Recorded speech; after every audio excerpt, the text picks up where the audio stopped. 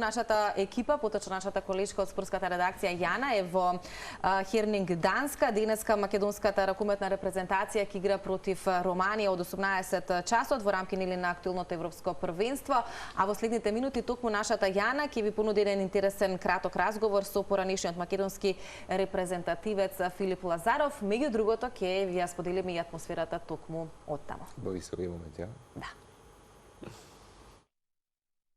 Искрено, знае ли понекогаш да ти биде малку тешко во поново време од трибини да ги следиш нештата, затоа што многу добро знаеш какво е чувството кога човек е долу во дрес, па директно ја води борбата на над.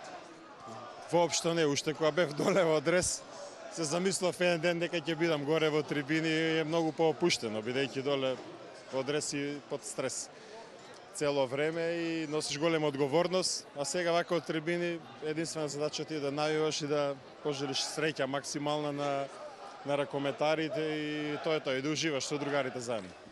Дали многу често со селекторот дискутирате на тема неговите обврски? Не е лесно нели да се биде прв човек, тој генерално ги има најчесто и заслугите и критиките. Често отворате таа тема или нема многу коментари од твоја страна околу тактика и се поврзано со национален? Па, дискутираме често, можам да кажам. Нашата комуникација се своди 90% на ракомет, така да цело време и можам да кажам дека и во добри и во лоши ситуации тука сме, ќе знаеме да прокоментираме, се го поштуваме измеѓу себе ракометното знаење и мислење и цело време сме на линија.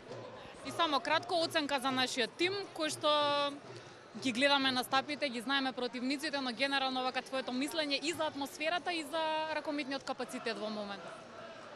Мислам дека имаме капацитет, треба да бидеме стрпливи и ќе дојде тој момент. Можеби ќе биде денес, можеби не, али знам дека во блиска иднина ќе дојде, затоа што мислам дека се работи доста добро во македонската лига, во македонските клубови, треба да се појават можеби уште плюс некои екстра таленти, добри ракометари за да очекуваме некој поголем успех. Меѓутоа мислам дека и за како нашата мала држава Македонија и ова што сме цело време секој јануар присутни овде на светските и европските првенства, мислам дека и тоа е голем успех за нас.